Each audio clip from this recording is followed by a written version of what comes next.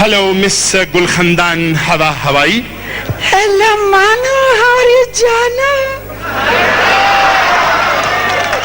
Manu? जी हो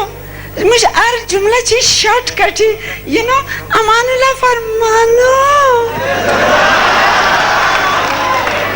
زه خو شکر دی صاحب مس ګلخندان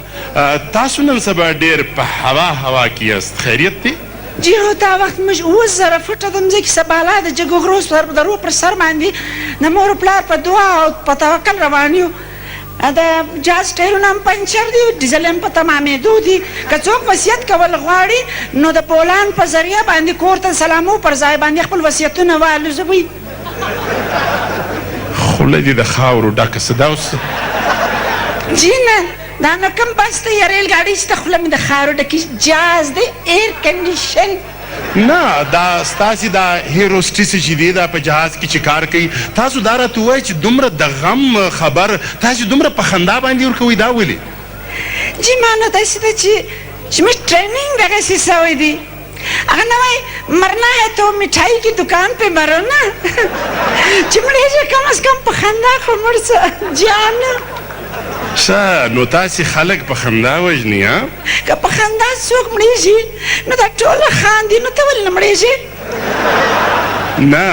مس هوایي اصل کې په خندا کې خو هم فرق دی که نه یو د خوږې خولې خندا وي یو د سپېرې خولې خندا وي که نه جی دا خبره خو حقیقت ده هغه ورځ هم د فلایټ په دوران کې نه یو ځوان چې په سیټ چک چک غورځېدی زه ورغلم په خندا مې ورته ویل ماله any problem sir ویلې جاز دروازه خلاصه که زه پڅړېږم مالې ولې ځان وژنې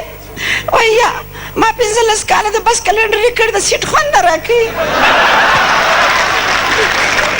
ښه ما اورېدلي دي چې تاسو په ډېر ښه موډ کې خاندئ او د خلکو د مسافرانو خدمتونه هم کوئ او بیا مو اچانک موډ آف سي او بیا په بد نیت دا څه مسله ده دا ستاسو موډ ولې زموږ د کوټې د ښار د موسم رنګه بدلیږي را بدلیږي اصل کې خندا چې ده دا زموږ پروفیشن دی نه پروفیشنل جاب یو نو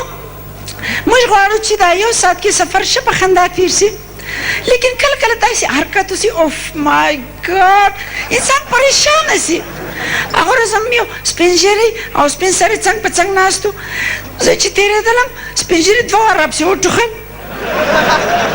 زه به راوګرځېدل ماله any problem حاجي صاحب نو هغه سپین سرې راته ویلې ای شبتلکۍ ډېره تاکۍ مه کېږه ورسلم چې راړه حاجي صاحب لاس پرېږده چې ډوډۍ وخوري ښوروا یې د ځانه زر راوړې وه که څه ټکه وه نو په جهاز کې نن سبا پښتانه ډېر ځي وراځي تاسو دا راته ووایئ چې د پښتنو سره مو څه حال دی په جهاز کې پښتانه ډېر کیوټ خلک دی هېڅ پرابلم نه وي هغوی خو زما نوم هم نه دی زده دی نسي راته ویل چې ایروسټیس وایي ای باجي زه چې ور راوګرځم راته وایي دا دی مخ دې خار شي لکه د سټیل چیدانه او مانو هغه ورځ خو کمال وسو یو سړی نه موږ روان و دوبۍ فلایټ و یو سړی په بل چا په سیټ کښېنستی نه ولاړې دي زه ورغلم ماله پرابلم سر وایي نه ولاړېږم ماله ته چیرې ځې وایي دوبۍ ته ماله سوري دا سیټ دوبۍ ته نه ځي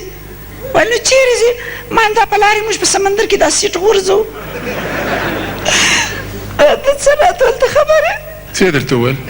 وایي نو راځه زما د څنګه کښېنه یا به یاران سو یا به دواړه خاورې سونه